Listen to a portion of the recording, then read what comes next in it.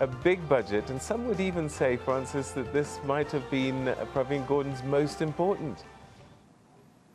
Might have been his most important, might have even been his last. That is one of the questions that Minister Pravin Gordhan has been facing a lot, especially before the budget speech. Journalists just firing at him. Do you think you're going to lose your job? And he said, well, he hears gossip.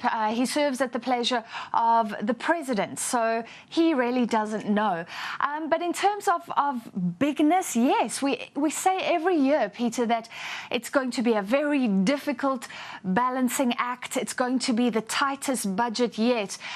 And this certainly was, because we've been saying that when South Africa has not been growing, and it's been a long time now where we just haven't seen economic growth. And economic growth means more people get jobs, more people start paying taxes, people can afford to buy more things, so more VAT comes in.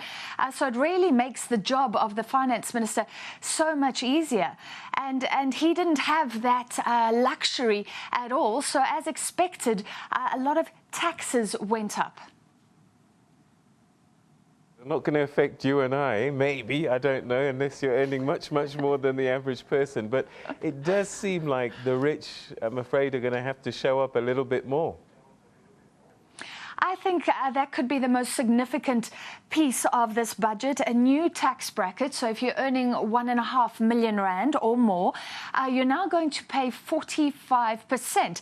And I think this is worth mentioning. So if you're making a lot of cash, you will be putting basically almost half of it back into the state coffers. And I think we do need to consider that when we say that the wealthy are accumulating. They are. But if we have fair taxation, they should also be giving back. I asked the minister, you'll hear when I spoke to him, this must be very high. I know some countries, for instance, France, can do this, but we have a small tax pool, and an economist did confirm afterwards that the global average is about 33%. So we're now well above that with this bracket of 45%. And also it's interesting that some of the parliamentarians will be affected.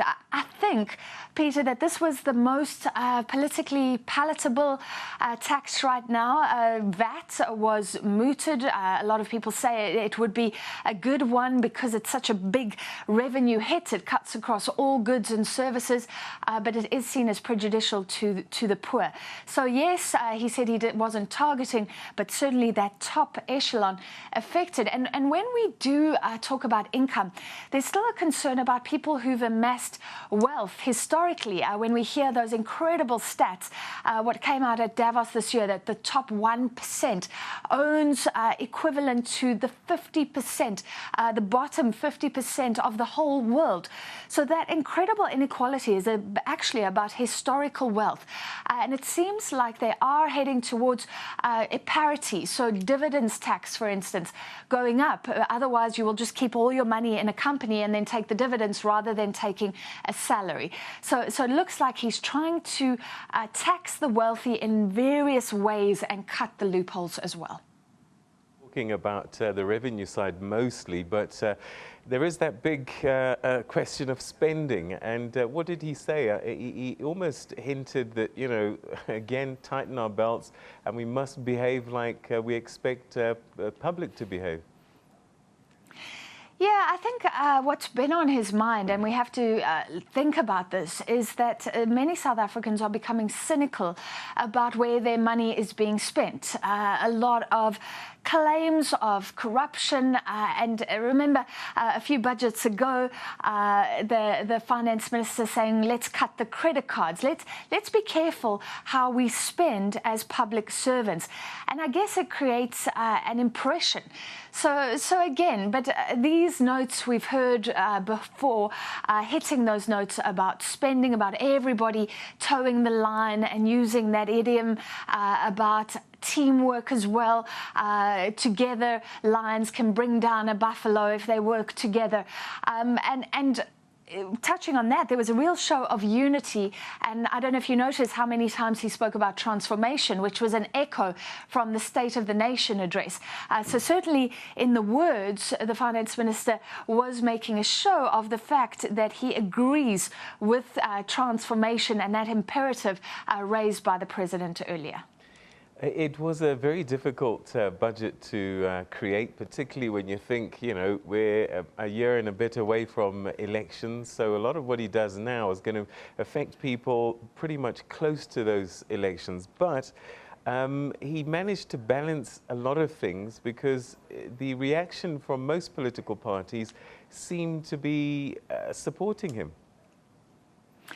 Yeah, I think he has a lot of support. I don't know if you noticed when he was talking about his deputy, a lot of parliamentarians, especially from opposition parties, also clapped. So he is receiving a lot of support, and we don't know if that's because they love what's in the budget or because politically they feel that the Treasury is being isolated and maybe the Finance Minister and his deputy need that support. But I think you're right. I think he hit the right notes. VAT would have been a very politically sensitive tax to introduce just before elections, but he has signalled that that could come later. And Treasury likes to do this, to signal what's on the horizon. For instance, the sugar tax they signalled last year, and it is seemingly going to come into effect, but not as bluntly as first planned, when you would basically pay 20% more for a can of Coke. I like to think of it that way, simplistically. He's now saying maybe more research is needed. They're not going to target only the sugary beverages, but a range of things. And maybe that's after the pushback from those beverages companies saying you're discriminating. You can't just pick on us. So I think very thoughtful about the way things are going to be implemented and signalling again for the future that we may have to target VAT, but not right now. Francis, thank you very much indeed for that overview, and we'll catch up with you again a little bit later on. But that was a first look at, a busy day for the Finance Minister, and Francis has been covering that for us.